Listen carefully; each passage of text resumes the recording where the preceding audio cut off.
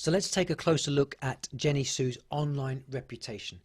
Overall, she has a strong standing with her customers, as reflected in her Google Business Profile rating of 4.7. That's 84% of her reviews are 5 stars, which speaks volumes about the quality service she provides.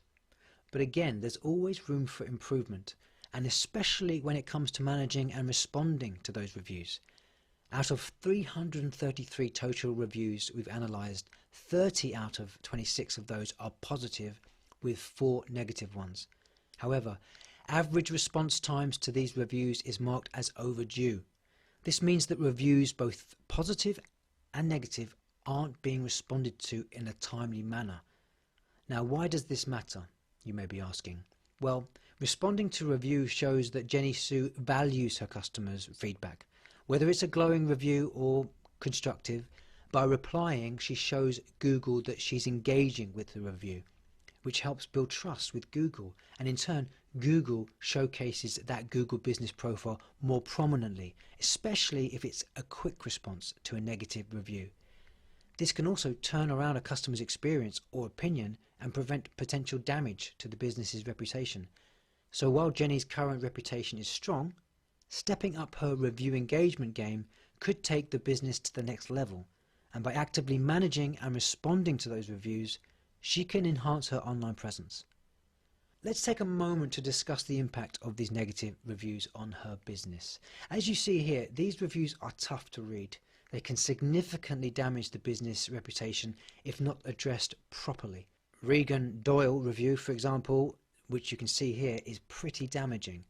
That 1-star review could deter any future potential pet mum or dad doing business with her. And then there's another 1-star review without any comment. And finally, the disappointment expressed in the last review with the service is just not helpful. So we need to make sure that these negative reviews are responded to, they're cared for, they're disputed if they're not accurate, because if they're left unaddressed, they can lead to potential customers choosing competitors more often than you believe.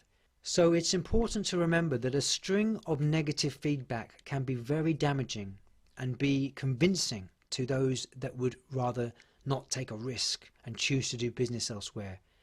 However, there is a silver lining in addressing these reviews promptly and professionally to mitigate the damage by showcasing that you're willing to make things right, challenge the situation or dispute it because it's not valid.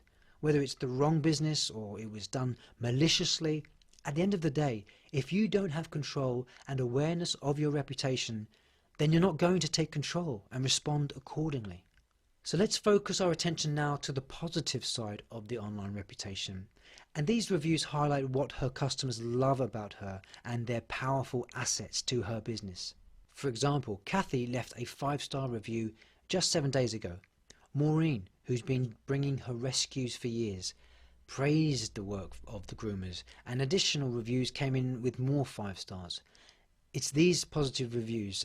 They aren't just nice to have, they're essential, especially if you have received a wave of negative reviews or not so favourable reviews. They serve as a social proof that can significantly impact the business's growth and reputation. And when customers see long reviews like these, they're more likely to trust the business and make the decision to commit to doing business with them. In conclusion, it's crucial to address the negative feedback, to respond to the positive feedback, to keep in mind that these reviews can help you shape how you do your business and how you make adjustments.